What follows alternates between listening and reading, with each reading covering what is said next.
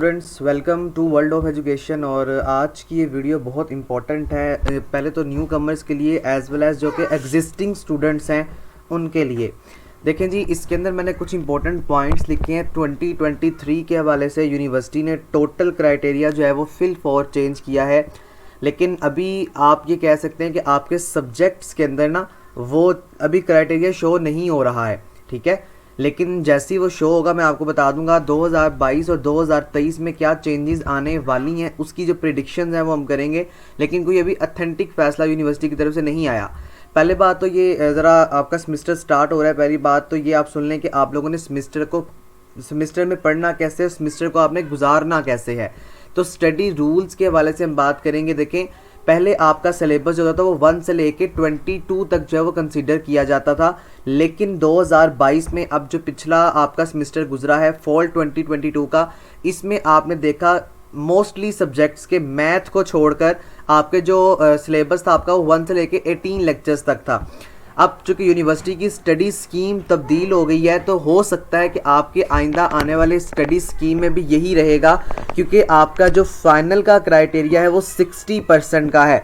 तो 60% एक बहुत बड़ी अमाउंट होती है, यानी कि आप ये कह सकते हैं कि ये मेजॉरिटी आपका सिलेबस जो है वो आपको फाइनल टर्म में पूछा जाएगा। तो जिसकी वजह से इन्होंने आपका जो सिलेबस था वो 19 से लेकर 45 तक कर दिया था, यानी आपके लेक्चर्स वाइज। तो ये एक बहुत ज़्यादा सिलेबस है, चूँकि इसका क्राइटेरिया बहुत ज़्यादा है, तो इसीलिए इन्होंने सिलेबस को भी ज़्यादा जो है वो कर दिया।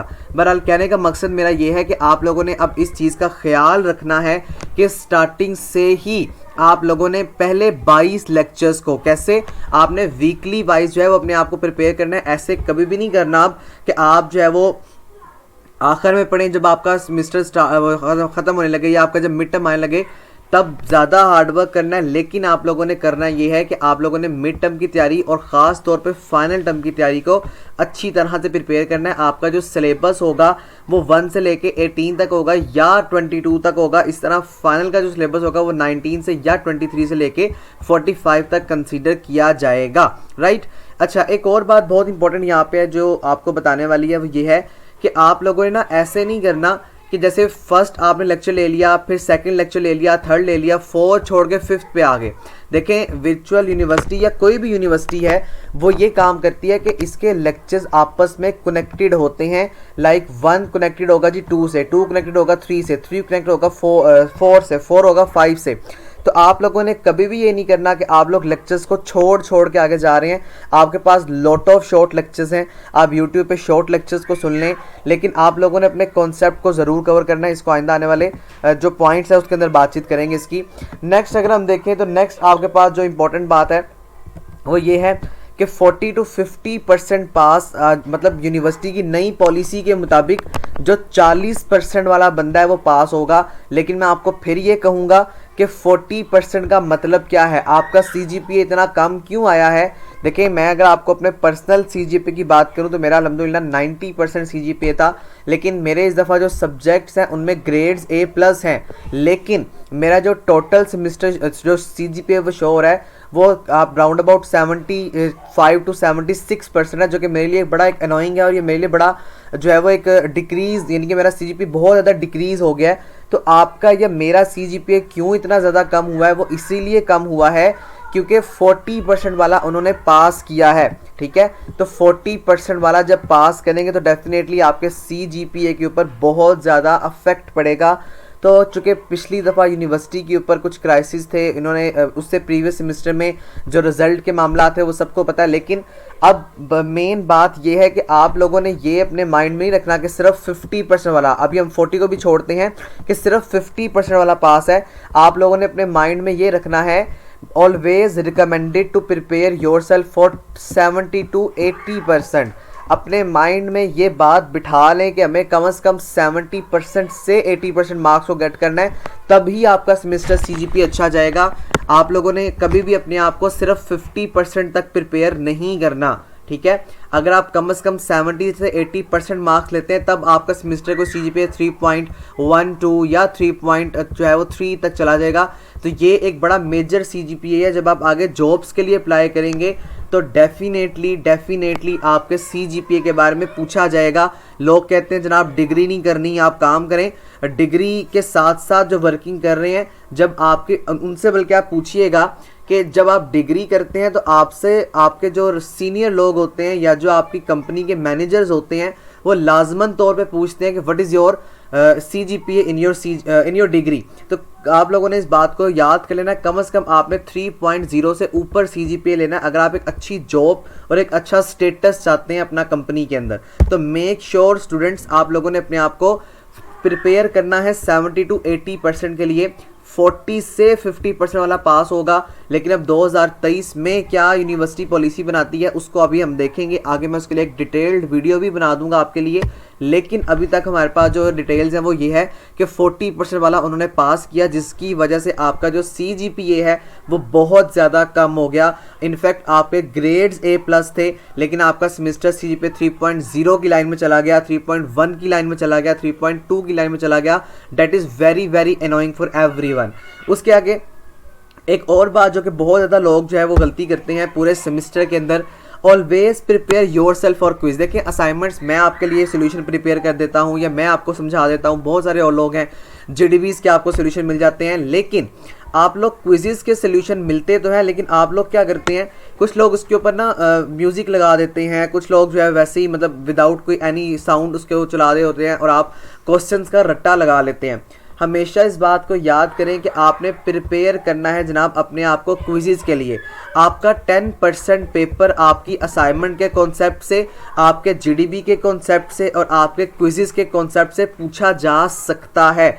मैथ के क्विज़ की बात करूं, इंग्लिश के क्विज़ की बात करूं, CS के क्विज़ की बात करूं, तो मेरे जो सीनियर स्टूडेंट्स हैं यानी कि जिनका चौथा, पाँचवा, तीसरा, चौथा सेमेस्टर है, वो लोग उनके जो MCQs थे वो आप भी कह सकते हैं कि टोटल अगर 40 MCQs हैं तो 40 में से कम उनके 12 से 15 MCQs उनके क्विज़ से पूछे गए थे।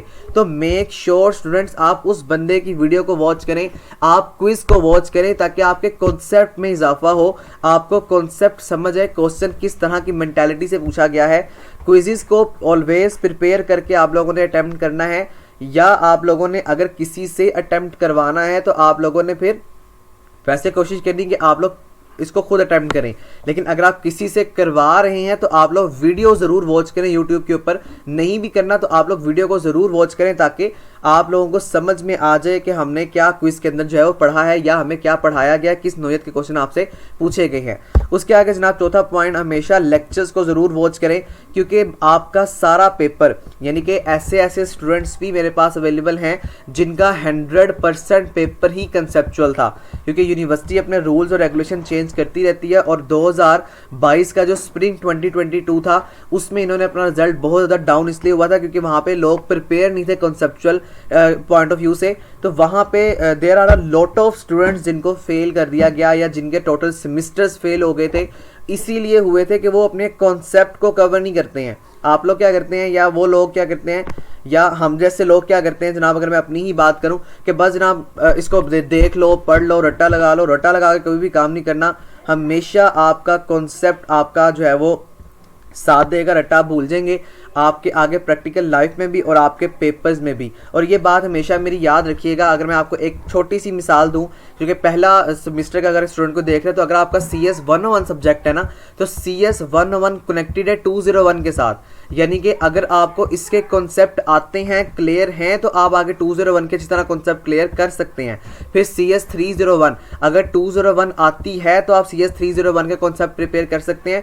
ऐसा नहीं है अगर आप बाय लक 101 में निकल भी जाते हैं, बाय लक अगर आप CS 201 में निकल भी जाते हैं, तो फिर बहुत हद तक इनफैक्ट 99% चांस है कि आप CS 301 में फंस जाएंगे, आपको समझ ही नहीं आएगी क्या हो रहा है। और आपके यूनिवर्सिटी के जो लेक्चरर होंगे वो आपको 12 दफ़ा यही कहेंगे कि मैंने खुद इस लेक्चर को, यानी कि मैंने यूनिवर्सिटी के खुद लेक्चर मैं लेता हूँ, तो वो 12 दफ़ा कहते हैं कि आपने फलां यानी पिछली बुक में, जैसे CS 301 के लेक्चरर कहते हैं कि आपने 201 में ये पढ़ा है, कैसे होना है, अब इससे आगे क्या काम करना है वो आपको बताएंगे। अगर मेरे शॉर्ट लेक्चर बना रहा हूँ मैं, तो मैं आपको ऑलरेडी कहूँगा कि मैंने आपको CS 201 के अंदर पढ़ाया हुआ है, आगे क्या काम हो रहा है वो, चूँकि 301 के अंदर ही इतना ज़्यादा कॉन्सेप्ट है कि मैं आपको दोबारा 201 के मेन कॉन्सेप्ट्स को नहीं पढ़ा सकता या मेन कॉन्सेप्ट को मैं आपको नहीं समझा सकता। तो इसीलिए मैं आपसे ये कहता हूँ कि अभी आपका सेमेस्टर स्टार्ट है, अपने कॉन्सेप्ट को प्रिपेयर करें। और कॉन्सेप्ट इस लिहाज से आपको प्रिपेयर ना हो कि बस पेपर दे के रट्टा लगा के या पेपर में निकलना डेट शीट बुक खत्म। CS 101 basically is connected to next book of CS 201 और CS 201 is connected to CS 301। इस तरह आपके टोटल सेमेस्टर की जो किताबें हैं वो एक दूसरे के साथ कनेक्टेड हैं। तो अगर आपका पहली किताब का कॉन्सेप्ट क्लियर होगा देन आप दूसरी किताब को समझेंगे, दूसरी का क्लियर होगा तो तीसरी को समझेंगे। ये बिल्कुल इस तरह है कि लेक्चर 1 प्रिपेयर है तो लेक्चर 2 को समझ आएगा, या लेक्चर 2 आपको समझ आएगा, लेक्चर 2 समझ आया तो लेक्चर 3 समझ आएगा।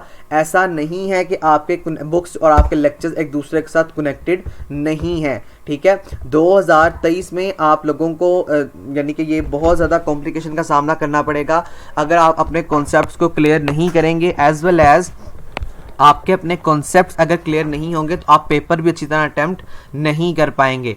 तो ऑलवेज इस बात को याद रखिएगा कि आप लोगों ने अपने आप को प्रिपेयर करना है कम से कम 70 to 80% के लिए, और इसी के साथ साथ आप लोगों ने अपने आप को इस तरह प्रिपेयर करना है कि आपको पता हो कि मैंने इस सेमेस्टर के अंदर पढ़ा क्या है, ठीक है। बेशक आप जॉब होल्डर्स हैं, अभी भी आपके पास टाइम है, आप किताबें कम कर लें, लेकिन आप लोग अपना CGPA ज़रूर मेंटेन करें। 3.0 से ऊपर आपका CGPA होना चाहिए।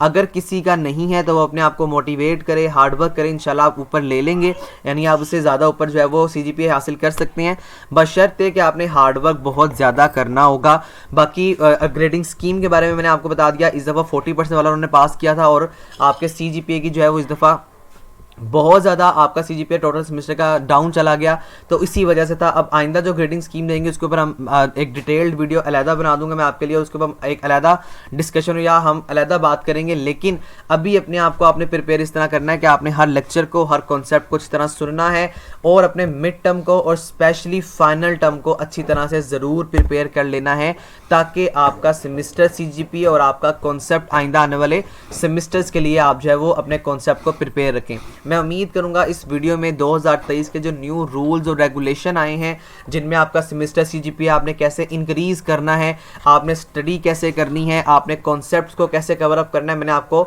एक डिटेल्ड गाइडलाइन प्रोवाइड कर दिया। मैं उम्मीद करूंगा आप इस चीज़ को समझ चुके होंगे और आप इस चीज़ को जो है वो अपने सेमेस्टर के अंदर फॉलो करेंगे। लास्ट बात ये कि पेपर आपका समटाइम कंसेप्चुअल आता है, तो मेक श्योर स्टूडेंट्स कि आप अपने पेपर को, आप अपने कॉन्सेप्ट को ज़रूर अच्छी तरह से कॉन्सेप्ट को प्रिपेयर कर लें, ताकि अगर पेपर कंसेप्चुअल भी है तो आपको पता हो मैंने यहाँ पे लिखना क्या है, ठीक है जी। मैं उम्मीद करूंगा आप मेरी इस बात को फॉलो करेंगे और आप आइंदा आने वाले सेमेस्टर में अपने आप को इसी तरह से प्रिपेयर करेंगे। Thank you so much. अल्लाह हाफिज़।